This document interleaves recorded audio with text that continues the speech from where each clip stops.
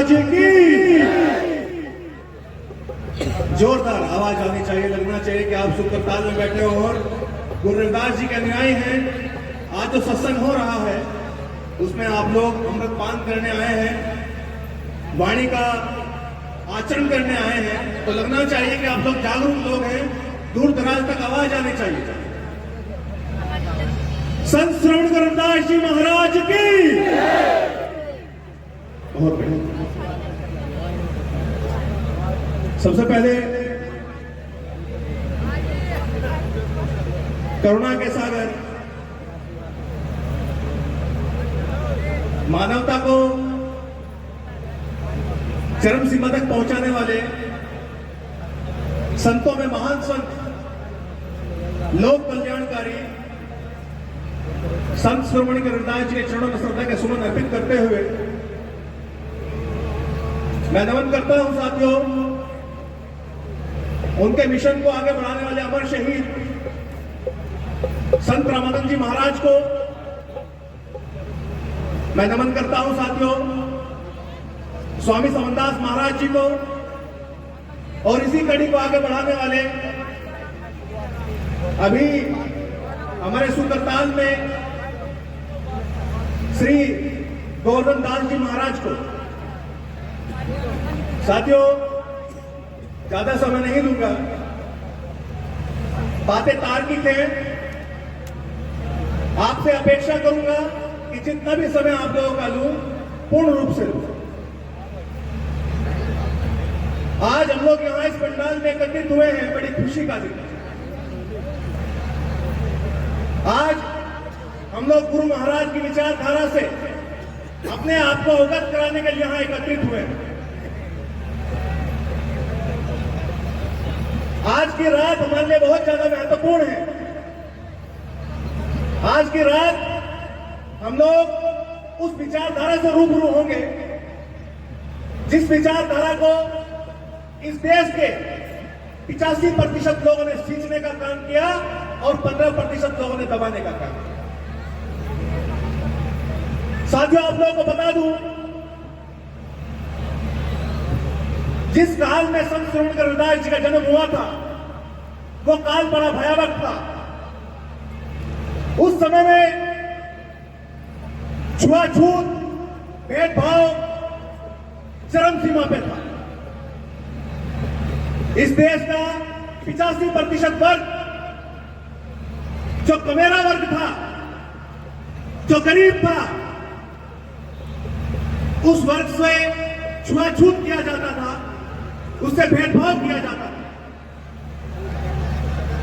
संत श्रोमणी गुरु रविदास जी ने इस कौम में जन्म लिया और इस तृष्णा भरे जीवन को, इस समाज के इस दुख पीड़ा को दूर करने का संकल्प लिया, उसके लिए संघर्ष किया।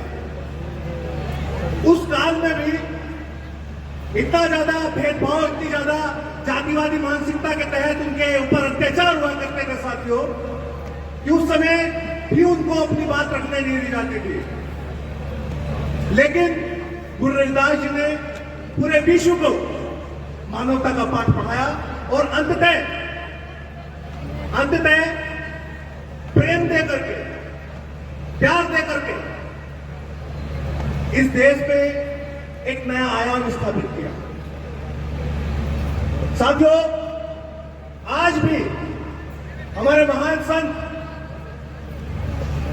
इस देश में उनकी इस विचारधारा को आगे बढ़ाने का काम कर रहे हैं, जो मात्र 4 शब्दों पर आधारित है: समता, स्वतंत्रता, बंधुत्व और न्याय। उस समय में भी कुछ लोगों को इन विचारधारा से, इन 4 शब्दों से खतरा था, और आज भी कुछ लोगों को इन 4 शब्दों से खतरा है। मैं आप लोगों को आगाह करना चाहता हूं, आने वाला समय बहुत ज्यादा भयावह है। इस विचारधारा के साथ खिलवाड़ हो रहा है, इस विचारधारा को खत्म करने का प्रयास किया जा रहा है।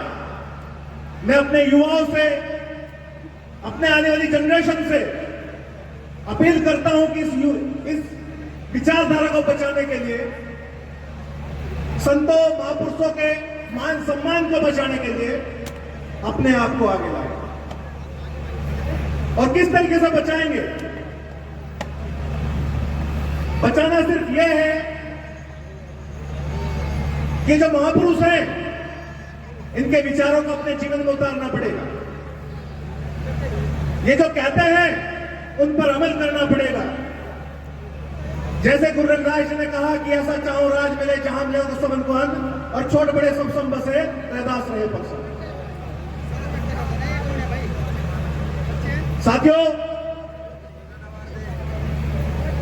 आज अन्न तो मिल रहा है, वो जो 5 किलो अन्न है वो तो मिल रहा है, लेकिन मान सम्मान स्वाभिमान शिक्षा रोजगार ये सब छीन कर दी जा रही है, सब खत्म कर दी जा रही है। हमारी लड़ाई वैचारिक है। वही वैचारिक जो आज से 650 साल पहले थी, हमें आज भी उसको बरकरार रखना है, आज भी उसकी रक्षा करनी है। हमें बड़ा दुख होता है साथियों जब हमारे समाज के लोग टिप छिप कर हमारे पास आते हैं और कहते हैं कि हमारी कहीं सुनवाई नहीं हो रही। मैं उनसे कहता हूं, अरे भाई तुम्हारे ही ऊपर क्यों अत्याचार होता है? तुम्हें लोगों को क्यों पीटा जाता है? क्यों? क्योंकि वो अपने महापुरुषों के, अपने गुरुओं के, अपने रहबरों के पद चिन्हों पर नहीं चलते। गुरु रविदास जी ने कहा है कि पराधीनता पाप है, जान ले उरे मीत, और पराधीन बेदीन से कौन करे प्रीत। मैं उनसे कहता हूं कि सशक्त बनिए, मजबूत बनिए, सामाजिक तौर पर, आर्थिक तौर पर, राजनीतिक तौर पर, हर स्तर पर मजबूत बनिए, क्योंकि शोषण उसी का होता है, अत्याचार उसी के ऊपर होता है जो कमजोर होता है। क्या आप लोगों ने कभी सुना है कि पहलवान को किसने पीट दिया हो? नहीं सुनेंगे आप लोग, क्योंकि पहलवान शारीरिक तौर पर मजबूत है, इसलिए उसका शोषण नहीं होता। इसलिए मैं अपने समाज के तमाम युवाओं से, तमाम लोगों से एक अपील करता हूं कि हर स्तर पर मजबूत हुई, शिक्षा प्राप्त करिए, क्योंकि शिक्षा वो शेरनी का दूध है जो जितना ज्यादा पिएगा उतना ज्यादा काटेगा। आप लोगों को शिक्षा से वंचित करने की एक साजिश रची जा रही है। इन चीजों को समझिए। आज आपके ऊपर कोई सरपरस्ती नहीं है, क्योंकि आप बना भी नहीं रहे हैं। आज अगर आप लोगों को कोई पीड़ा दुख तकलीफ होती है तो कोई आपकी आवाज उठाने वाला नहीं है, क्योंकि आप लोगों ने पैदा ही नहीं किया और ना ही आप लोग कर रहे हैं। मैं चाहता हूं कि हर स्तर पर समाज को मजबूत होने की आवश्यकता है, जैसा गुरु रविदास जी कहा करते थे। उनकी विचारधारा को अपने जीवन में उतारिए, उनके कहे हुए पर अमल करिए, तो जाकर के समाज का और हमारे देश का उद्धार होगा। नहीं तो आज के समय में देख रहा हूं हर कोई व्यक्ति अपने व्यक्तिगत जीवन तक सीमित है। आज मैं देखता हूं जो लोग सरकारी डिपार्टमेंट में बाबा साहेब के दिए हुए आरक्षण से नौकरियां खा रहे हैं, जब तक नौकरियां प्राप्त करते हैं तब तक समाज को बिल्कुल भी सराहते नहीं है, बिल्कुल भी ध्यान नहीं देते। रिटायरमेंट होने के बाद उनको समाज याद आता है। तो मैं उन लोगों से भी कहना चाहता हूं भाई कि जब कोई व्यक्ति समाज का आप लोगों के दफ्तर में पीड़ा लेकर के पहुंचता है तो आपकी नैतिक जिम्मेदारी होती है उस आरक्षण के बदौलत, आपने बाबा साहब के आरक्षण की बदौलत जो नौकरी प्राप्त की है, आपकी नैतिक जिम्मेदारी होती है कि अपनी कुर्सी छोड़ के आप उस व्यक्ति के लिए खड़े हो जाए, उसकी पीड़ा को देखें। और भाई बार बार जो है समय का इशारा हो रहा है, बाबा साहेब गुरु रविदास जी और तमाम महापुरुष को इतना सा सब्जेक्ट नहीं है भैया कि उसको जो है 2 मिनट में 4 मिनट में एक्सप्लेन कर दिया जाएगा, बिल्कुल नहीं करा जाएगा। बहुत समय गुजर जाता है तब जाकर के एक विचारधारा दिमाग में सेट होती है। तो आप सभी से आग्रह करूंगा, हाथ जोड़ करके अपील करूंगा कि अपने महापुरुषों को समझिए, अपने महापुरुषों के कहे ऊपर अमल कीजिए। कभी का किस्सा है, अभी देखा मैंने टीवी पर भी चल रहा था भाई, कि गुज्जरों में और राजपूतों में किसी चीज को लेकर के विवाद हुआ है।